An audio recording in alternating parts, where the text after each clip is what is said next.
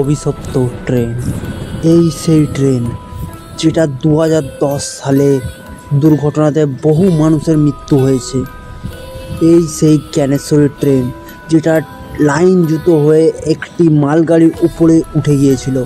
আজ থেকে প্রায় 15 বছর আগের এই ভিডিও এখনও কি সেই রকমই আছে ওই ট্রেন। আমাদের বগিটা মনে হচ্ছে পুরোপুরি